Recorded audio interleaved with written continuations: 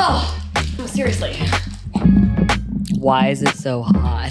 In California, it can be such different temperatures. Like when I left my house, it was not as hot. And I know, you guys remember the other day we were what were we doing? We went out the other night and Nell's like, I'm so excited we're going into fall. And I was like, bitch, fall. No. And it is supposed to be 108 this week. That's crazy.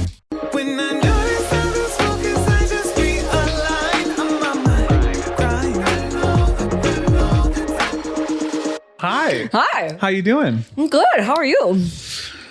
I'm fabulous. Fabulous? I'm getting so freaking fabulous. I'm getting ready to go to my hometown tomorrow. I know. And I'm just so excited. That's so exciting. Yeah, I get to see friends and family. None of my immediate family is there anymore, but like aunts, uncles, my grandpa, all those people. Do you guys have anything specific planned that you're going to do, or are you just... So I'm going to take Nell to the hiking trail that my parents always took us on when we were kids. And it's in this like... Is this Cummings Falls? No, that's Nashville. Oh, okay.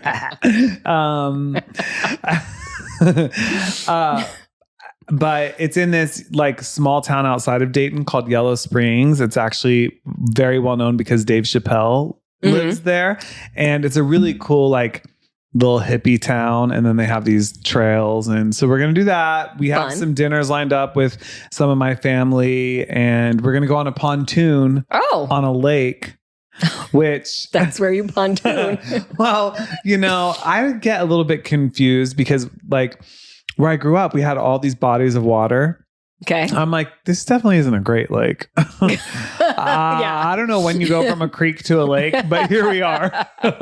From a stream to a river. Exactly. Like, what are the terms? But some kind of body of water that's probably man-made will be on a pontoon. But it's going to be really fun. I'm just excited to be in my hometown. That is very exciting. You know what I'm doing this weekend? What? I bet it's nowhere near as cool as Dayton, Ohio. Back streets back.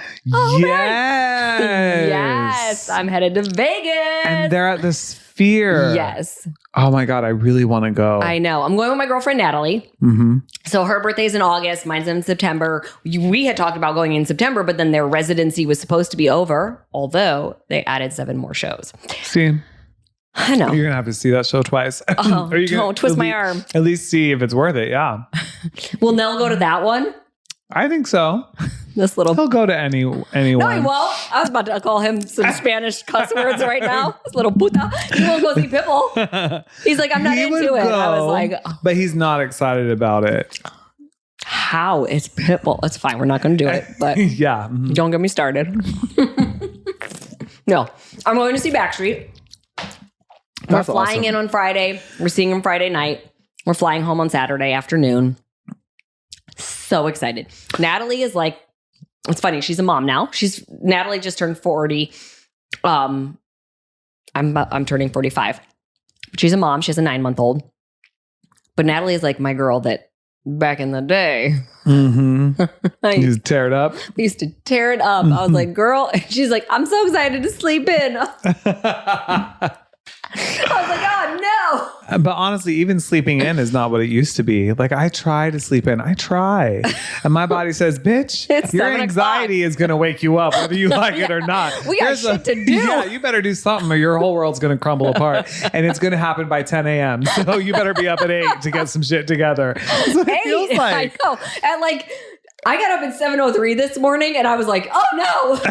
Yeah, right. I missed everything. Literally. I do not understand how people like. I'm so jealous of it. But it's, it's kind of cool. We're both doing very nostalgic things. Yes. Because you're going to see the Backstreet Boys, which brings you back. And I'm going to see Where I Grew Up, which also brings me back. Mine might be a little bit of a, hopefully there will be no trauma triggers, but I'll let you know. I'll fill y'all in if there is. We're here for it. Yeah. Okay, wait. So Dee got to my house a little while ago and we were actually doing a live for our group first. But before we were doing the live, I was a little behind. So I was like doing my makeup and we're talking.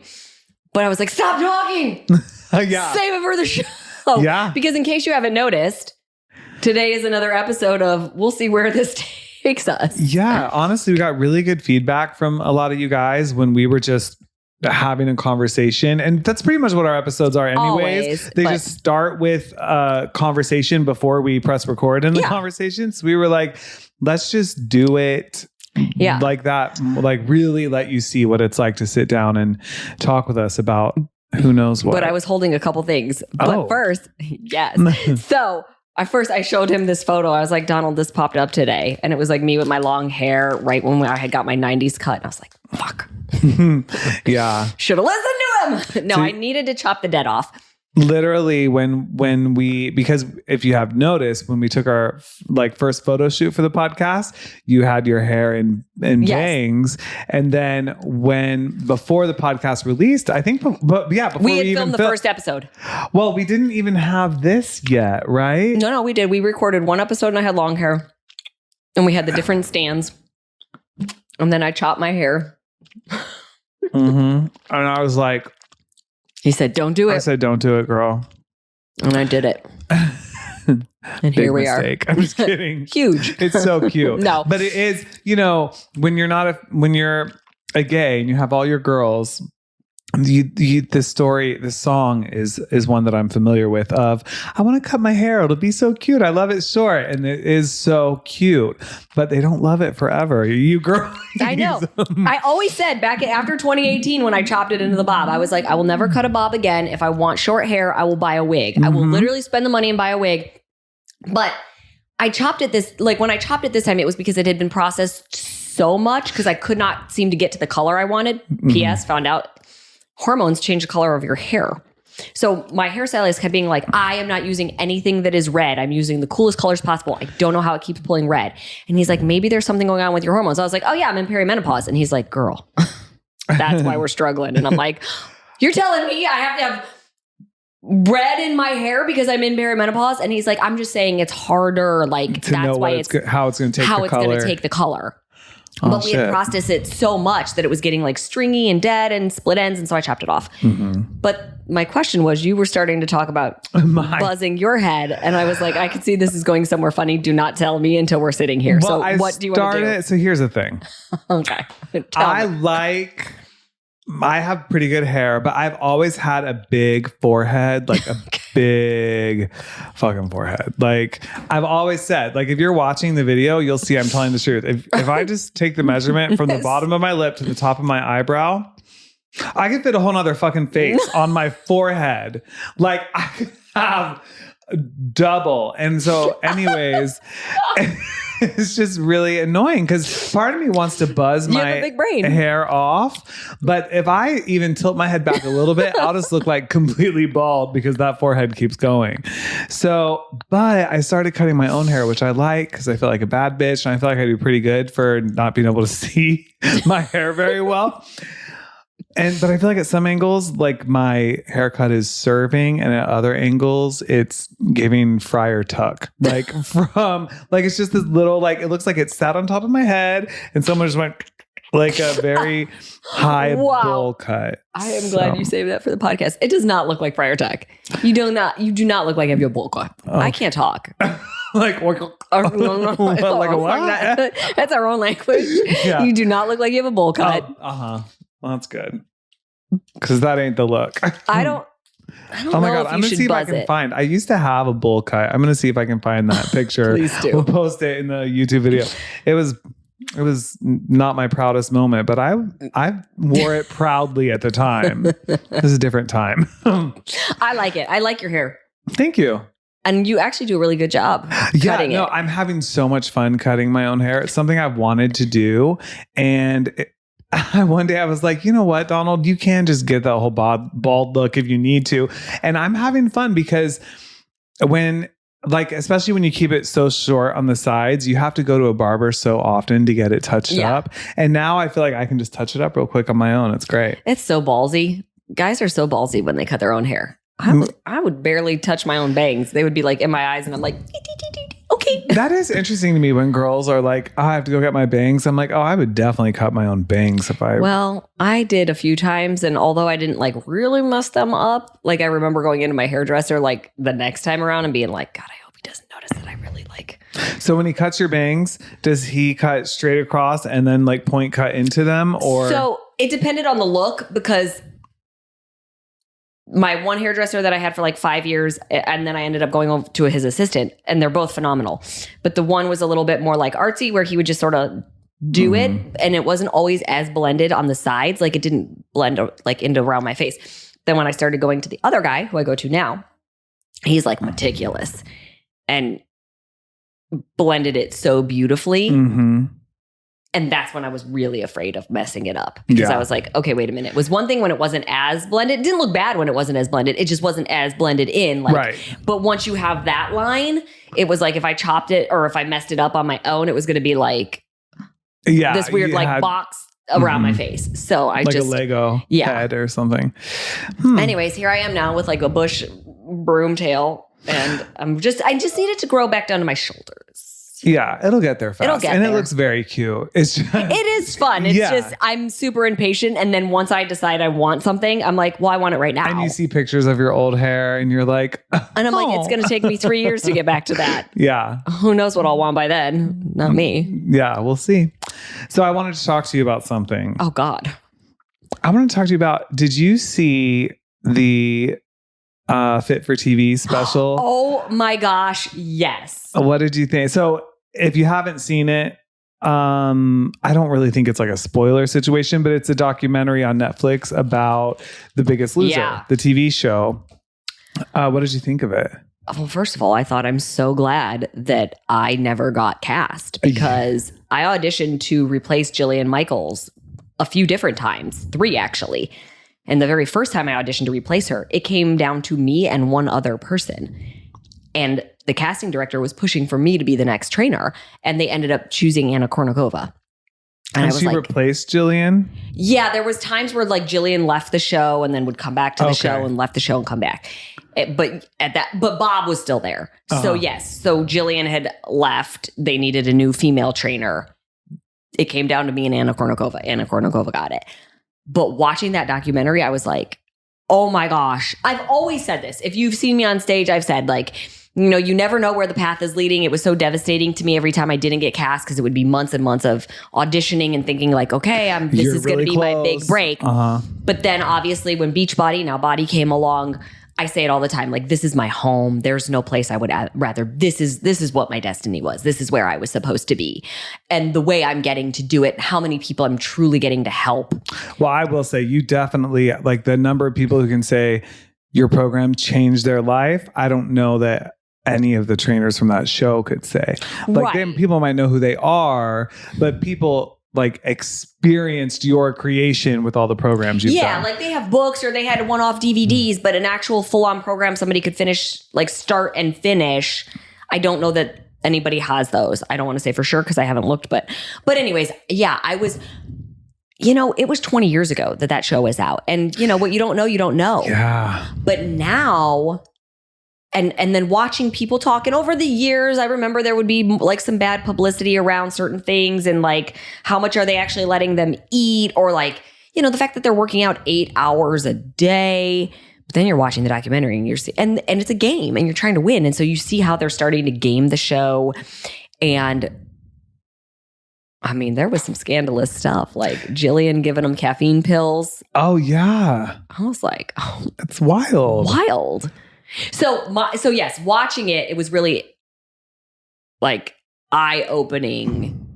It made me think a lot about just how different the conversation around weight loss was, at least in my world at that time. Mm-hmm. But The Biggest Loser was something that was referenced a lot, and it created some kind of expectation that in hindsight, even though like you can't sort of like how you talk about, you have to give credit for the good and the bad. Yeah, of course. So I'm not going to, that show did a lot of good things, yes. I'm sure, for a lot of people. And for those people, I'm so thankful. And even one of the people talking on the documentary was like, would I do the show again? That's really hard for me to answer. And that's because there's part of them, even though they were talking about the negative side of it, how there's part of them that was really changed for the better, I guess.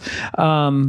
But it had me think about a few things. And one thing, like I said, was the conversation around weight loss at that time was so fucking intense. Oh my gosh. Like, and it just kind of took out the humanity of it. Yeah. It was like, now people wouldn't say like, like they wouldn't just throw around the word fat as carelessly and with such hate that people did then. And it was accepted then. And it's really crazy to think about, like, because when you're in it, you don't realize. And that when you slowly things change, but to look back at that time, it was pretty interesting to see like, wow, people were really like talked about being overweight differently. Yes, it was very different. It was just a different time for sure.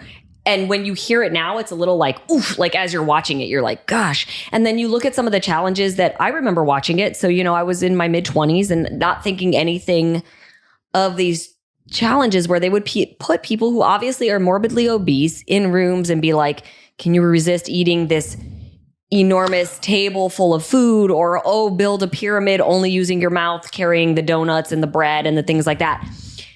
And you're just like, that's just vicious. That's mean. Like this is it's weird. Like there's clearly, I do want to say this. I think when you hear the executive producer talk about where he got the idea from. Was it for the challenge or the show? For the show. Okay. That he was walking into a gym and there was a note on a bulletin board and it said, I want to say it said something like it said, please help, morbidly obese, need to lose weight, looking for somebody who can train me. And that is a person who is desperately like that. No, they're crying out for help. And he saw that and understood that, okay, people need help. So I think it started probably with the best of intentions. Sure. And even as it got going, there's the best of intentions of trying to help somebody that has struggled to lose weight. And then there is the side of it's a show and you need views and you need ratings and you need sponsors. And what can we do to get those views and ratings and sponsors? Because we all know the majority of weight loss comes from what you're eating or not eating. Yes, you need to exercise too. That's part of health. But they had to make most of it about the exercise because you're not going to just show people eating all day. So it was really interesting when you start like analyzing all of it and going, yes, the intention was good, but then it really spiraled out of control pretty bad. And then, you're listening to the doctor talk and they sort of excluded him quite a bit from certain decisions. And I was like, wild. That's wild. When you look at a show like that or a production like that, you think the checks and balances would there's no way that the trainers would say something that the doctor wasn't aware of. Or that the doctor blatantly said, do not do A, B, C. Right. And they were like, we know better than you. Yeah. It's pretty wild. And because it was such drastic weight loss, that guy lost over 200 pounds. Okay, wait, I took a note on it because I actually was planning on talking to you about it too. He lost, this is insane. This is insane. Like this is not healthy at all. 239 pounds in 6 months, 3 weeks and 5 days. 230. That's like multiple persons off your body in 6 months. That's wild. Now, here's the thing. Okay, if you go from eating really unhealthy food and being completely sedentary to all of a sudden eating very healthy food and exercising 8 hours a day, you are going to be dropping weight fairly quickly, but you have to think about the repercussions. Like nobody works out 8 hours a day unless maybe you're an elite athlete. So you're setting these people up for something that they can't maintain. It's more than a pound a day. Yeah. If you think of oh yeah.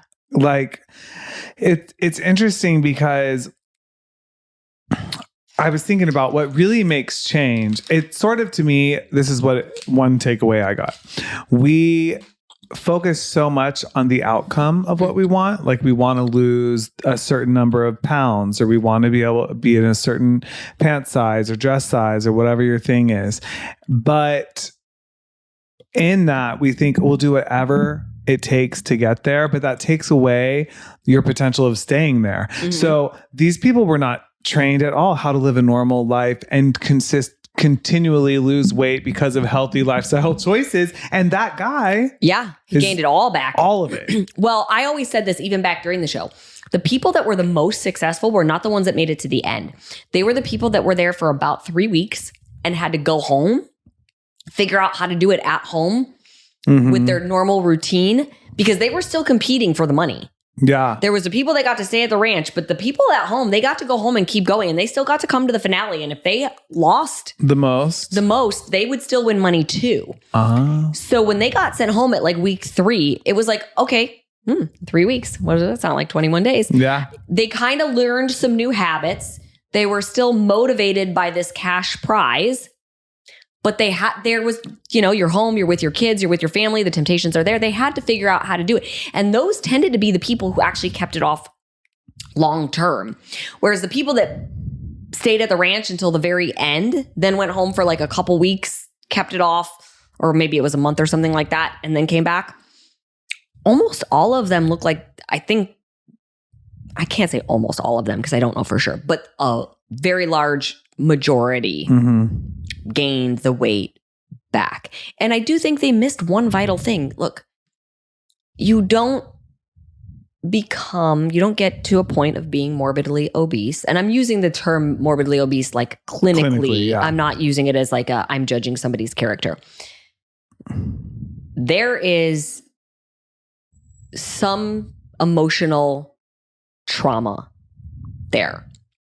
There's something there that this is not a candy bar tastes good. Right. I mean, a candy bar, yes, tastes good, but there is something there underlying that needs to be addressed. And I do think they missed the mark by not having a real therapist on for them, like somebody that really could help them talk about whatever issues might be there. I mean, the one woman brought up the fact that they would get screamed at in the gym and humiliated because they're being screamed at or they're barfing while they're working out. And she mentioned, she was like, and all that did was remind me of home when I got screamed at and humiliated, which would make me eat. So it's like, again, not saying that the trainer's intentions weren't good or, but like, yeah, if you don't have all this other history,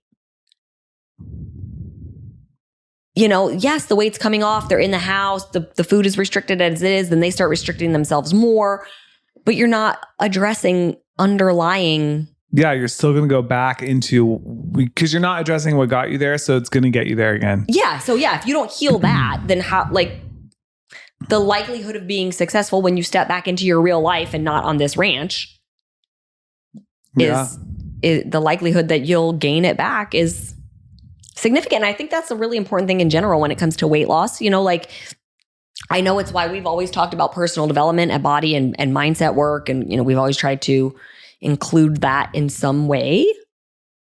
Like a lot of times just recommending different books or different seminars to go to, things like that. Like I try to stay in my lane. I try to be motivational when I'm teaching, but I'm also not a therapist. Yeah. So there's only, there's only so much that I can say without feeling like, and also when you're speaking to, you don't know who you're speaking to. You're just speaking to the masses. Right. You're just trying to give people nuggets to think about that they can then go work through in whatever way they deem possible or they deem is right for them to work through it.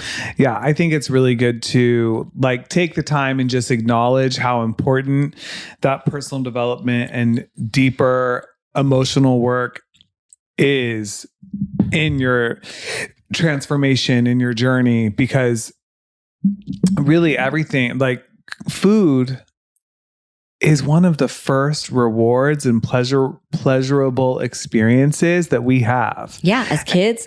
You won the baseball game, ice cream. Exactly. Pizza. And the juices you get and the thing. I'm going back to Dayton and I'm not even going to play you. I'm thinking, especially since I'm not vegan anymore, of my favorite pizza places and my favorite things, girl, which I know that I'm not going to go there and go crazy, but even the fact that I'm thinking of food, I'm going to see my loved ones and friends and places I grew up, and I'm thinking about the taste of food there. But there's a reason. It's tied to your emotion. Right. And it's tied to something that's really good for you. Sometimes, yes, it's tied to a negative, but sometimes that pleasure is tied to a positive and we don't even relate it. the ice cream reminds you of every summer when you went with your mom or you went with your dad or you won the baseball game and it reminds you of a happier time. And you're like, you subconsciously are going to get that. So you're thinking about going back to Dayton and you're thinking about the favorite places because you have good memories tied to it. Yeah. Right. And we don't even stop to acknowledge that, that's what that is. Like someone in my position could hypothetically like chase things that I ate at home so I could feel at home where I am here. Things like that. There's sometimes like your connection to food isn't even a negative thing. It's looking for that. But it's just, it brings up a lot of good questions. Another thing the special made me think about was, when we filmed 80 Day Obsession, I didn't have a real, I didn't even know that I should think about how I would feel being in the public eye to a certain extent around my transformation. And you start to, it really made me think like what those people must have felt like and what failures they must have felt like putting the weight back on because the whole world like saw them record break, lose weight. And I struggle with that. Like after filming, if I felt a little thicker after a vacation or something, I was like, oh my God, if people expect me to be a certain way, people are proud of me, people connected with me because of the change. And you start getting all fucked up in your head because you're like, people, I can't be like that. You have this expectation, honestly, to a lot of people I've never even met. Yeah. But it was something I had to really handle after we filmed. I still have to handle that to this day because you have to remember my first 3 years with Beachbody, I was still a fitness competitor. I competed before I ever got signed by Body. Like I was in training already. Then I competed literally 4 days before we went on set to film 21 Day Fix.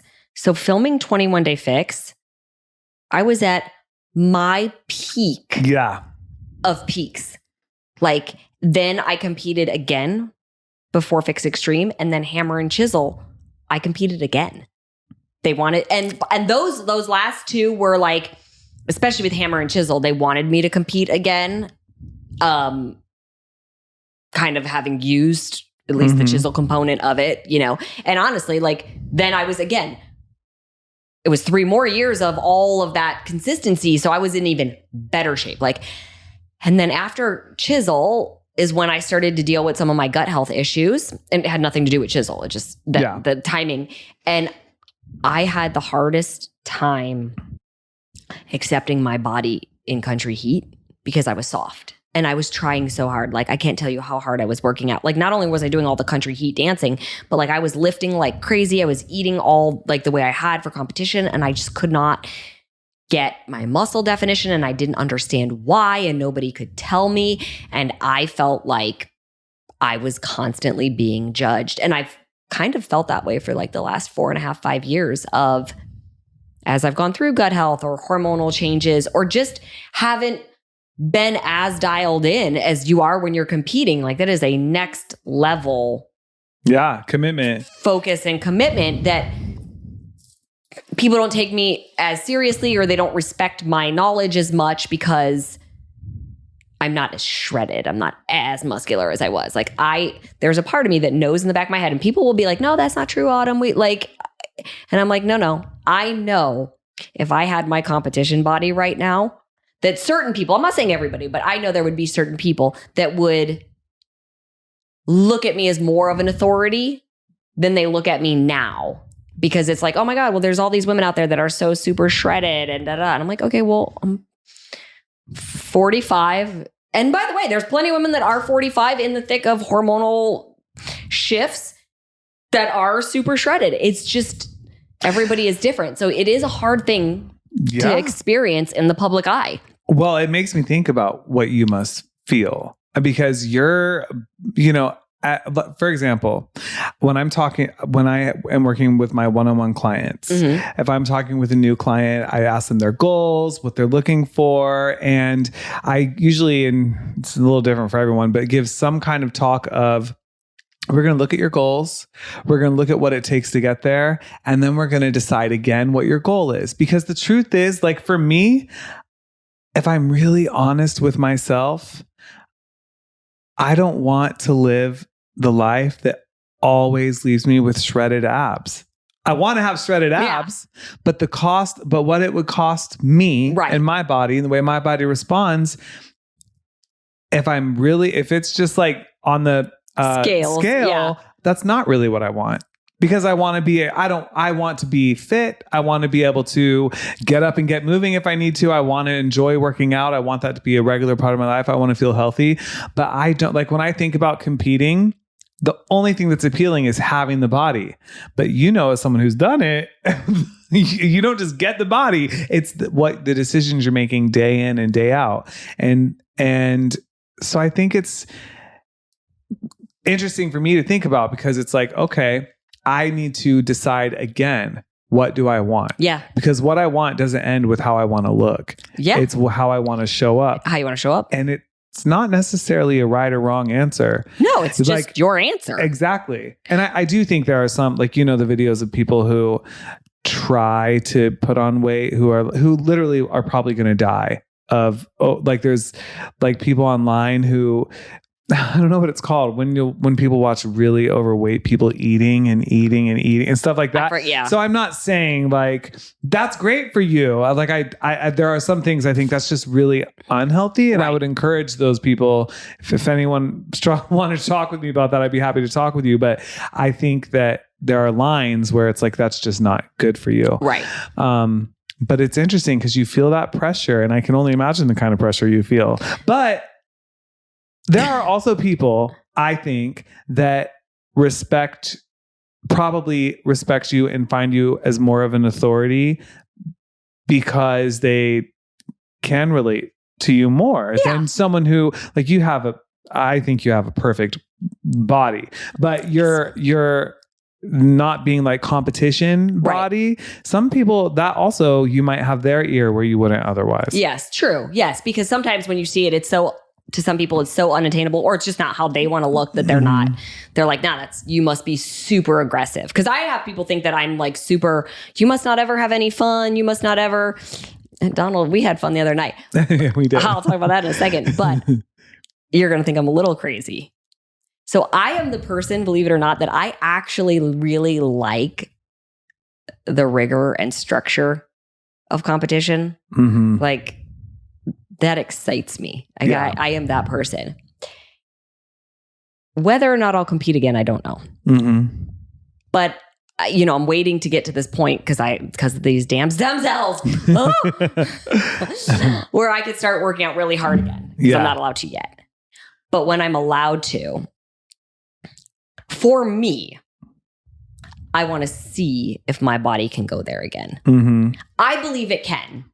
I really do. Like, I feel like I'm in a really great place right now, which I'm really actually proud to say, because last month was just rough. A fucking nightmare. Rough, to say the least. And I was like, I feel like I'm in a really, like, I'm mentally and emotionally, things are balancing, and my hormones feel balanced, and things feel like they're moving in the right direction, just work-wise and all these things. And I'm like, yeah, I think I might be ready to just lock and load.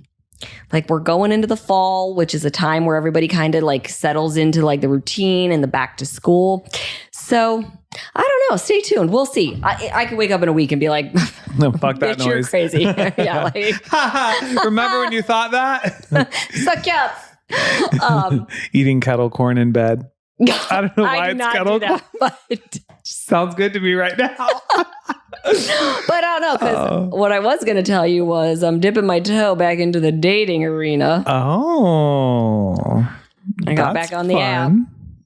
That's exciting. We'll see. But so that, you like, sometimes you don't want to be going out on first dates and being like, I'm not drinking. I am only eating this. So we'll see, because there's got to be a little balance in life, like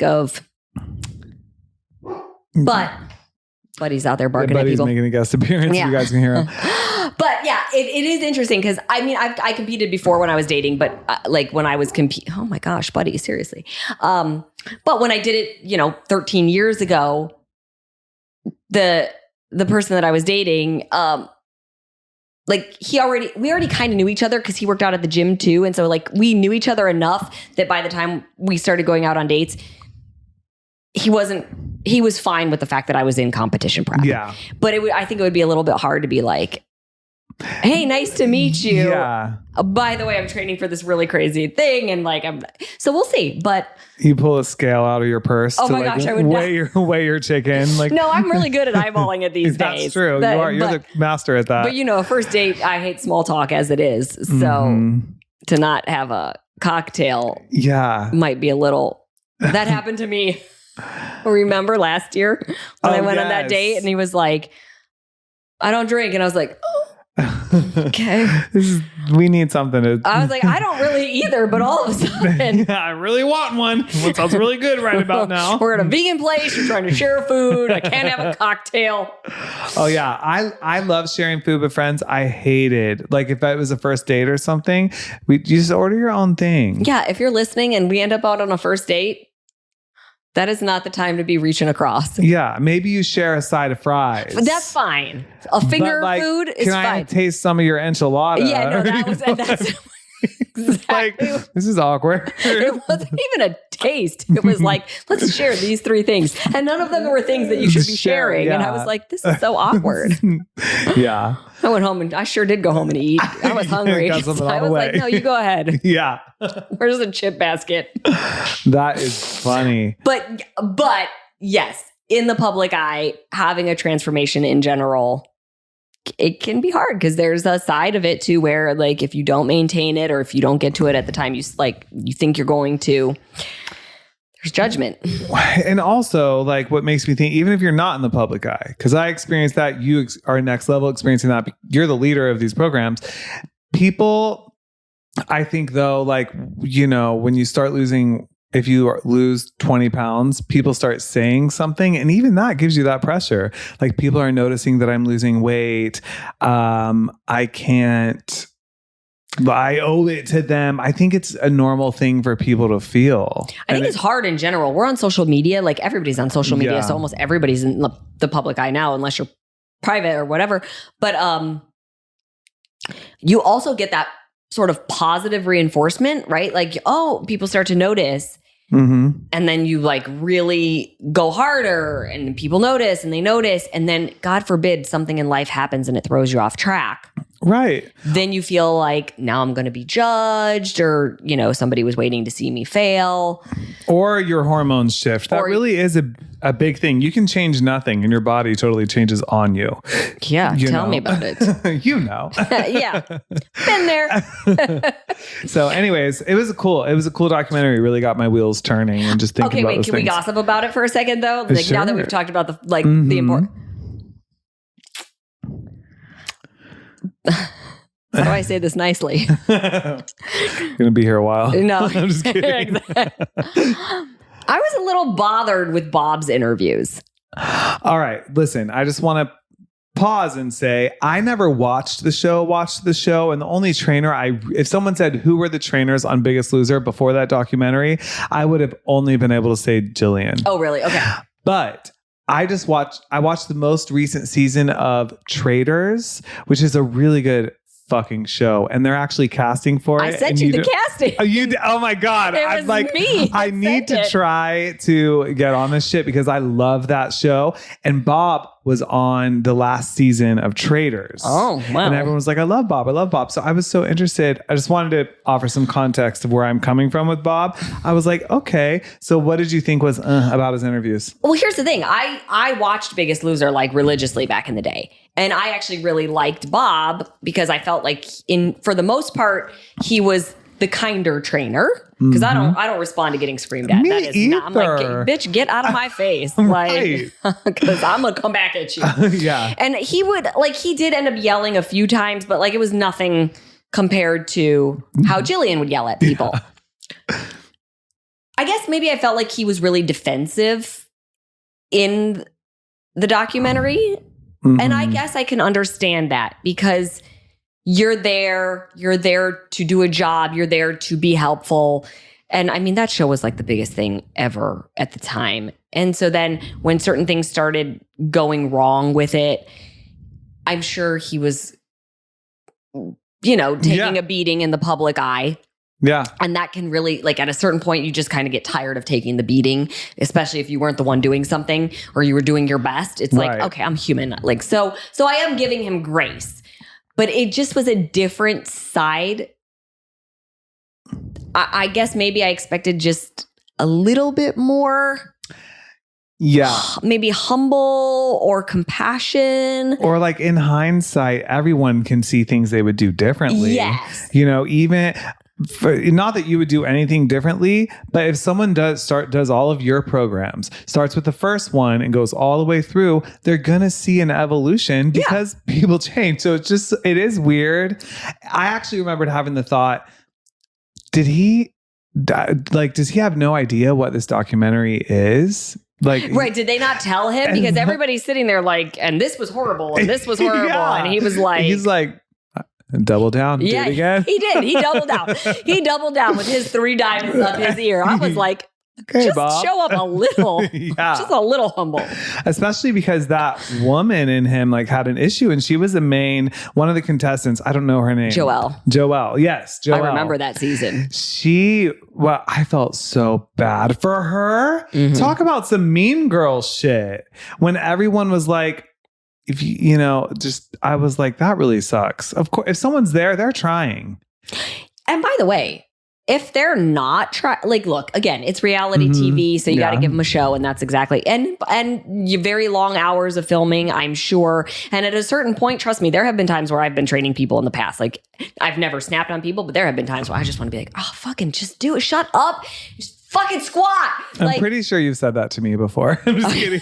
And there's some video out there. If you do one of the workouts in here, say that to me, send it my way. Yeah, right. I'm just kidding. Shut up, Donald. Shut the fuck up and squat.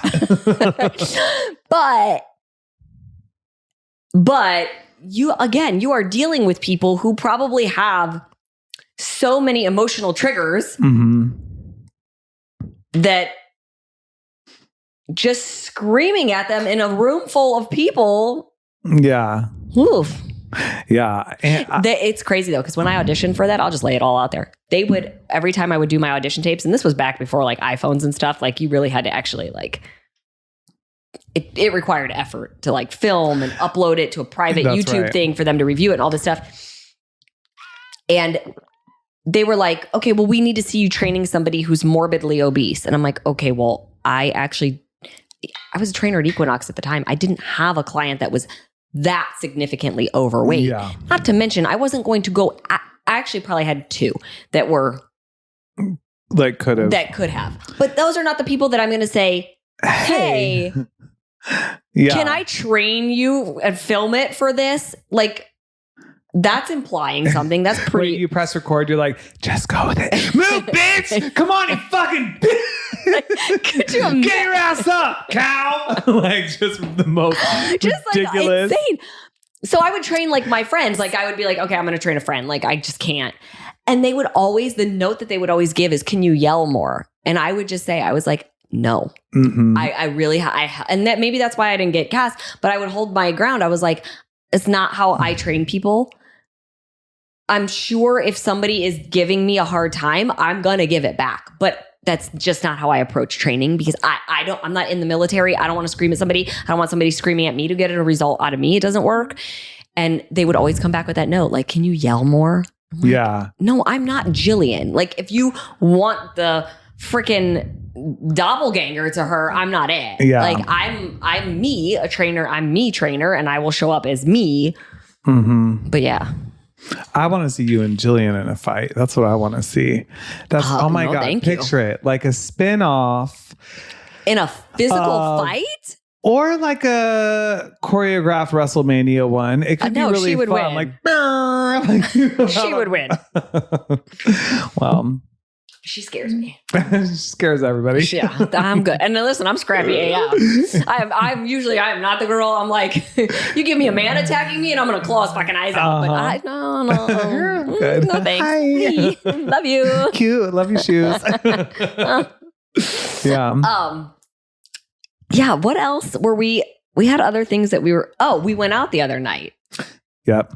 So fun. Went to one of our favorite spots. It was just a casual night out for me. It really hit you a little harder. A casual night out. Y'all, I thought I was going to die. First of all, that was the first time I had a half of a gummy. Uh-huh. So it's 5 milligrams. And I haven't had one in a while. Mm-hmm. Man. Well, fun fact about autumn. Any amount of gummy, and I'm for sure ordering cookies at midnight, just so you know. Oh my God, the cookies. I stopped bringing them up because I forget about them. And if I don't remember it, it didn't happen. It happens every time. Okay. Every time. They should take my phone. You would think you would learn to take my phone. Well, it was 2 against 1 because I was like, I don't need the cookies. And Nell was like, where are you looking? Yeah, you said, I don't need the cookies. I sure did partake. Okay, I'm not trying to pretend. He also said, I don't need the cookies. And then I was like, okay, so should I not do it? That was the question. Should I not do it? And he said, well, I don't believe in telling people what to do.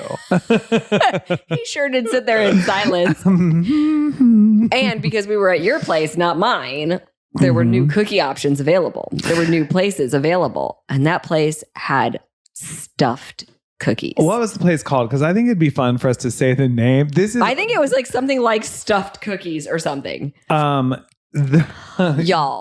I'm telling you, the people who invented these cookies were high. For sure.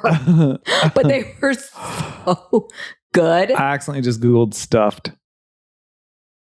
I was trying to find my receipt, but okay, you'll find it. So the ones, let me see if I can say. If you go under Postmate and put cookies. Oh, but wait, you're by my house. So is it Build-A-Box? No. Let me tell you, these cookies. Go ahead. So the Cinny Toast Crunch Cookie Butter Cheesecake. That's one cookie. Wait, where are you reading from? The website. But what website are you on? I just Googled stuffed cookies and it says stuffed. It's this place. That's it. Yes, that's it. Yes, so, they were crazy. So we got this Cinny Toast Crunch Cookie Butter Cheesecake. We didn't get that one though. Yeah, the Cinny Toast. We did. Yes, we did. It's the first one I had a bite of. We got the Nutella Cornflake Crunch. Sure did. We got, what was the salted caramel? That was the best. Salted caramel chocolate shortbread. That was good. But here's what we did, you guys. I ordered like cereal and milk. 6 of them, and they're big, but we just took bites ish. Well, we sure did ignore the vegan gluten-free options. Well, I mean, that's just stupid. But it was like 1 o'clock in the morning. We're eating cookies and we're watching The Hunting Wives. I mean, we had a whole nother podcast. I mean, we were eating cookies, watching women eat cookies. You know what I'm saying? If you haven't seen The Hunting Wives, don't watch it with children in the room. That's all I'm saying. Oh my God. Don't watch it with anybody else in the room. It was a cookie eating kind of night.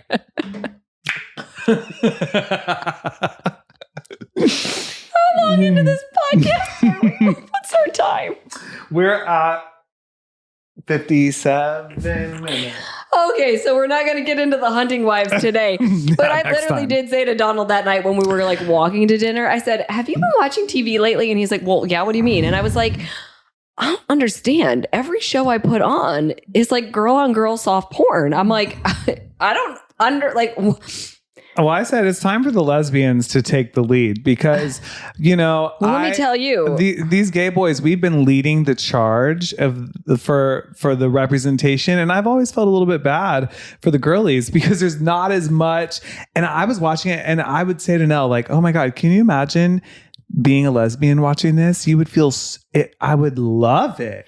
The thing is, though, is that she wasn't really a lesbian. Wasn't she? They were swinging. Yeah, like I just mean it was like very. It was very girl on girl, lesbian erotic. I mean, yeah, it was.